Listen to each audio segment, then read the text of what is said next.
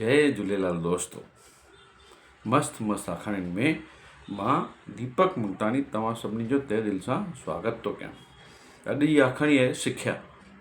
हिकु ॿुढो काको हुयो जेको पंहिंजो ई पुटु नुंहुं ऐं पोटे सां गॾु रहंदो हुयो। काको तमामु ॿुढो थी वियो, हुनखे हलण चलण में खाइण पीअण में तकलीफ़ थींदी हुई। त हीअ जंहिंमहिल रोटी खाइण वेह तंहिंमहिल खाईंदे खाईंदे हिन जा हथ लुॾनि त हीअ खाए बि ऐं किराए बि। हीअ हरकत ॾिसी करे इन छोकिरे खे ऐं नुंहुं खे न वणंदो हुयो कि ॾाढो नुक़सानु थो करे ऐं ॾाढो गंदु थो करे।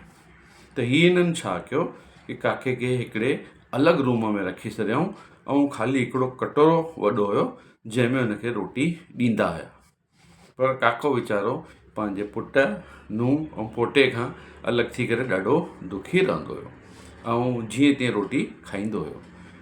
हिकु ॾींहुं छा थियो कि इन काके जो छोकिरो ॿाहिरां जंहिंमहिल आयो तंहिंमहिल हुन पंहिंजे पुट खे यानी हुन पोटे खे कुझु ठाहींदे ॾिठईं।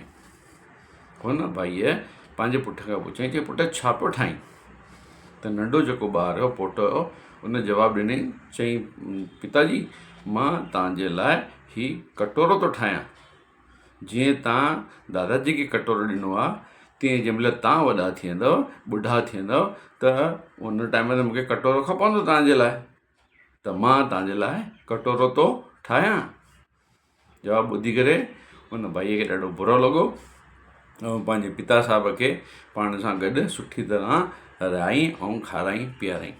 चवण जो मतिलबु तव्हां जेको बि कंदा आहियो, जीअं बि हलंदा आहियो, जेको बि चओ था, तव्हांजा ॿार तव्हां खां उहो ई सिखंदा आहिनि। त ॿारनि जे साम्हूं सुठी तरह हलो ऐं उन्हनि खे सुठी सिख्या ॾियो। अॼु जी आखाणी तव्हांखे कीअं लॻी, लाइक कमेंट ऐं शेयर ज़रूरु कंदा। जय झूलेलाल।